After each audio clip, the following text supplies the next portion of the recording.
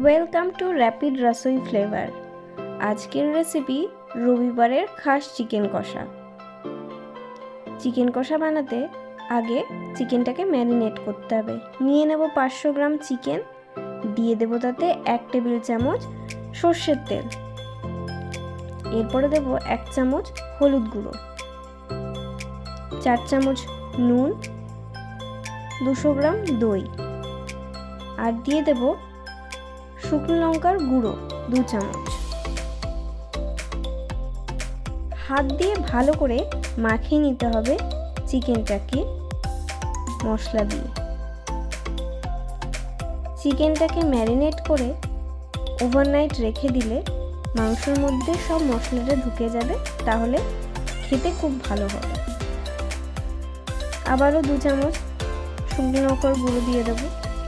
এবারে আলুটাকে ভেজে নিতে হবে।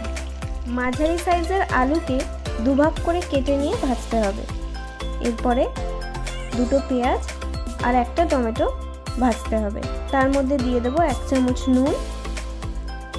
ভাজা টমেটো আর পেঁয়াজের মধ্যে দিয়ে দেবো ম্যারিনেট করা চিকেনটাকে। চিকেনটা ফুটছে টকবক করে। 10 মিনিট রান্না করতে হবে এই চিকেনটা, যাতে ভালো করে সিদ্ধ হয়ে যায়। ব্যাস, রান্না হয়ে গেছে। ধনেপাতা কুচি দিয়ে দিলেই তৈরি হয়ে যাবে রবিবারের খাস চিকেন কষা।